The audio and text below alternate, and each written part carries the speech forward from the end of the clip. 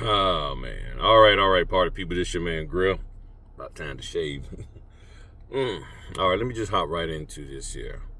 So, I've been getting contacted and asked about how do you go about learning, I think they said 8 different loan closing or 8 different signing types. And I guess some young lady put out a video about that. I don't know whether it was on Instagram, TikTok, or YouTube. But they said somebody put out a video, don't know when, and it was asking me about it. And it was, and I was like, I get what they're saying.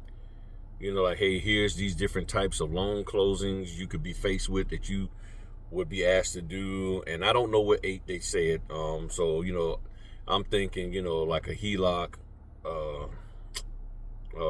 purchase, a sale, a refinance. You got your reverse mortgage. You have your foreclosure, a short sale.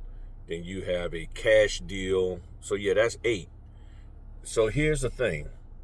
This is the part that people are missing when they talk about the 8 or 9 or 80 different types of signings that a person can do. They don't ever talk about it. At least I don't know if this person did. I didn't look at the video, and I don't know where it's at. But I keep getting asked about it, and it's fine. I don't have a problem with that because it just helps me to understand what's being put out there. The question would be, what about the different variations of versions of that refinance? So a refinance based on who is doing it, what county is being done in, what state is being done in, can be different. So you have, like, especially a purchase. So a Florida purchase, one company in Florida could say, okay, yeah, here's a Florida purchase, but guess what? We don't need witnesses on the mortgage, even though there's witness lines. Then another company can say, we want witnesses on the mortgage, but I thought y'all didn't have that in Florida. Well, we want it. So there's different variations. So that's the part that can throw people off, because you get stuck on the one form or one variation that's presented to you by your TMC, trainer, mentor, coach. And then you start doing them, and then next thing you know, you start seeing different variations of the same type of loan document, which it could be a refinance, it could be a purchase.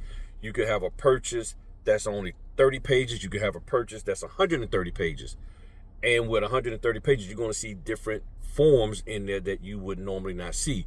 So all of that can get you thrown off. And the point is, for somebody teaching that is more than likely to teach you the forms, or to teach you the different types, and to walk you through it so that you'll be able to guide the signers and sort of like help them feel comfortable about it. And again, my thought is simply this. If I'm buying an $800,000 home and the people are getting a random notary via some kind of text message or email blast, why would it be that notary's responsibility to make me feel comfortable? Because the notary doesn't know anything about the deal. The notary hasn't been a part of the deal. They're just at the end stage of it. And now all of a sudden, it's that notary's responsibility to give me assurance and to make me feel comfortable about spending $800,000 on a property. To feel comfortable about doing a reverse mortgage, or to sell my house, or to do a refinance, or to sign this loan modification, which that's one of the types of loans, modifying your existing loan. This person that I don't know, that doesn't even know my loan officer, doesn't know anybody in the process, I'm supposed to allow that person to just start trying to educate me on what needs to be done in, for this, and I'm supposed to be feeling comfortable behind that. I don't get that. You see what I'm saying? That part there I don't get. And that's what a lot of people are trying to teach us to do. It's more important for you to know how to properly notarize, because that's the thing that counts, and that's why we're there. So you can know and be aware and can walk through and all of that, the 8, 9, whatever different types of signings you can do. But the question is, what happens when there's a variation of it? I was working with a group of people and I showed them a variation of a sale. Had never seen anything like that before. They had signature lines in there that was really, really odd and weird. And they had different statements and phrases in there. But I was able to figure it out. And I did the proper notarizations. So people going to teach whatever they want to teach. And I'm not saying that the individual was wrong for teaching it. You have to know as a notary that there are different variations. Just like you buy a car, do you get the base model? Do you get the mid-grade model? Or do you get the super duper updated model that has everything in it? But it's still a Nissan Sentra. It's still a Honda Civic. It's just this model has different things in it than the other one. And that's what you need to understand, that this company, this state, this title company, this lender does their refinances like this. This lender, this state, this whoever does their purchases like this. So when you're when you're approaching this business, you have to say, okay, how do I go about making sure that everything is squared away? So, like I just ate me some Chick-fil-A. Both these napkins can appear the same. But there might be some subtle nuances about this one than this one. Does it affect what I do as a notary? No. It only affects, more likely, I'll have to say, just more likely, it only affects the person who's signing it. That one document may have 6 stipulations. Another one may have 12 stipulations. One may have the same, they may have the same number of stipulations, but one may be called something different than the other. All of those things matter, and this question is, does it need to have the signatures notarized? It's either yes or no.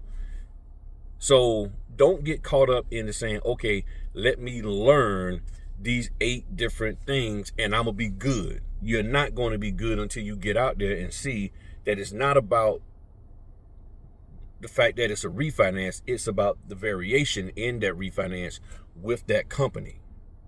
And if you can't handle the different variations, the going back and forth, the uncertainties and stuff associated with people having their own way of doing things, even in the notarial certificate, the way it's laid out, you're going to struggle. So just keep that in mind, and I think everybody will be fine. But people know that if I give you some knowledge of what you did not already know, you will feel special, and then you will want to spend more money and time with me because I'm educating you on something that you didn't know. The question is what you're educating me on is something that I actually need. Don't educate me on stuff that I don't need unless you're going to tell me the whole story. So, hey, there's 8 different loan types, 8 different closings you can do, 8 different type of notary signings you can do with regards to mortgages. But here's some examples of different variations of these different ones. So if each one has has 5 versions of it, and you're talking about 8 different loan closings or 8 different appointments or whatever you want to call it, you're talking about 40 different variations. How does somebody learn all of that and be proficient in it? I don't think that most people are going to want to, especially when you got 17 other streams of income that you're trying to deal with. And then you're talking about now learning 40 different variations. I don't have time for that.